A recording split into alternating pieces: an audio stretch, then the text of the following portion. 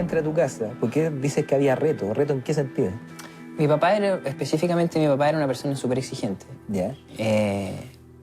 Porque así también fue criado él, y, o sea, sin juzgarlo ni en ningún sentido, diciendo que es un hueón malo, ¿cachai? Para nada.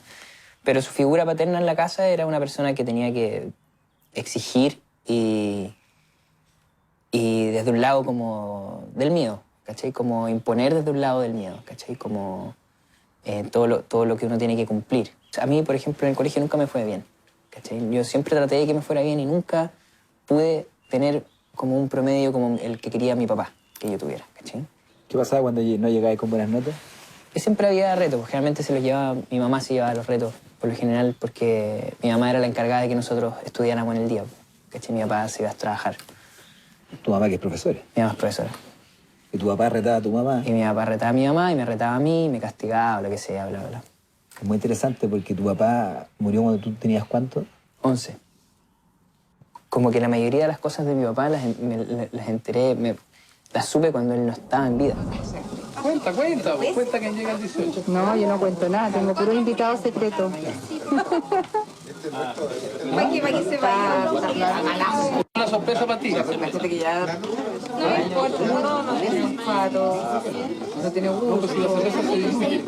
Una amiga, la mamá de toda la vida, ¿Ya? que es el pan. Una lata cuando son largas las tomas. Oye, no grabé ni una. Acabo de cachar que hay que apretar bien. No grabé nada. Rec, cuando dice rec está grabando. Ahora está grabando, ya. Todo de nuevo. O sea, yo tenía 11 años y después de los 11 pude soltar un poco eso. Entonces, de alguna manera fui súper afortunado de que esa crianza cambiara a una temprana edad. ¿Cachai?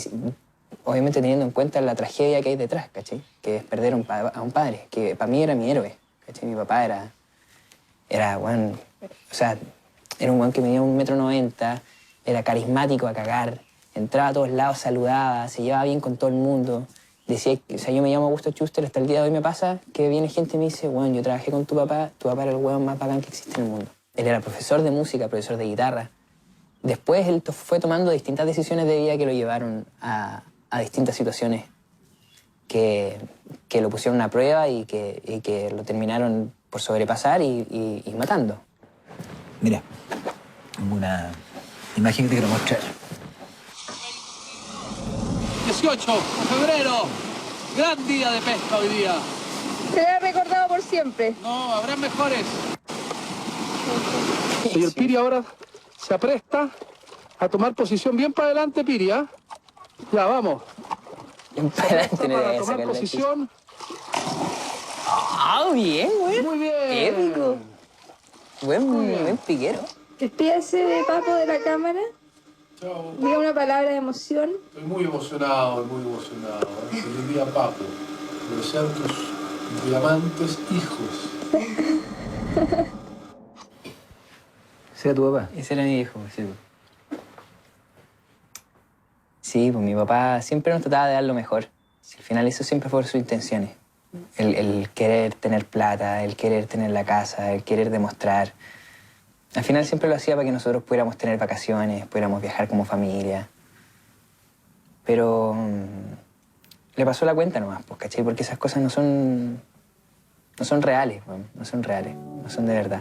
Al final, los momentos como familia a mí no me los va a quitar nunca nadie, ¿cachai? Pero toda esa exigencia que él se daba terminó quitándome a mi papá, pues, ¿cachai? En vida.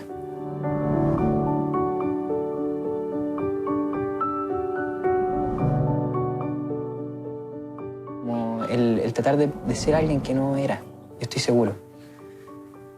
Pero no puedo estar más agradecido del amor que él manifestaba a nosotros como familia. O sea, nosotros éramos todo para él.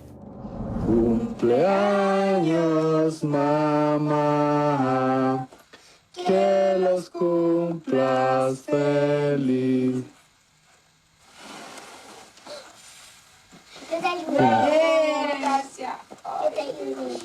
¿De qué murió tu papá? De un infarto al corazón. ¿De qué edad? A los 50. Súper joven. Sí, pues. Sí, joven.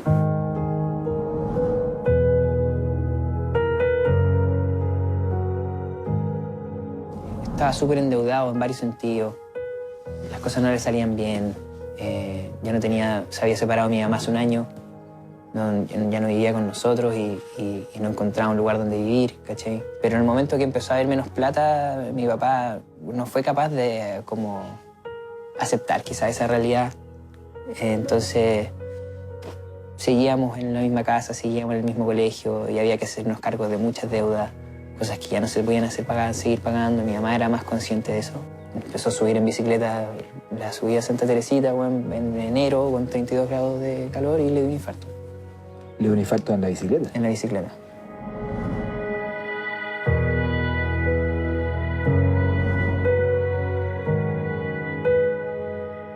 ¿Qué pasó ahí con la familia? Me imagino que se pegaron todos, se unieron todos mucho más. Sí, obvio. Yo con mis hermanas y mi mamá nos unimos muchísimo más. Dices que ya se habían cambiado de casa, estaban viviendo ya otra realidad económica. Sí, Ya no estaba tu papá. Sí, pues. Todavía estábamos pagando muchas deudas. Mi mamá tenía 3 trabajos. Mi mamá se estaba matando para poder pagar todo lo que había que pagar. También tuvo que... Muchas deudas de mi papá eran con amigos de mi papá. No sé si debería estar diciendo esta wea, pero mi mamá tuvo que como hacerse cargo de todo nomás. Y... Empezar a pagarle a amigos de tu papá que habían quedado deudas pendientes. Claro. Sí, deudas de todo tipo. Me imagino. Ni siquiera me quiero llegar a imaginar. Y claro, después que fallece, mi mamá ya tenía 3 trabajos, 2 universidades haciendo clases, más era como gerente general en una clínica de diálisis, una weá que nunca en su vida pensó que iba a estar haciendo, pero se le dio la oportunidad de tomar esa pega y la hizo. Y llegaba a corregir pruebas para la universidad y nosotros le ayudábamos a corregir algunas pruebas de inglés. Mi mamá se encargó de que todo en la casa fuera en base al amor.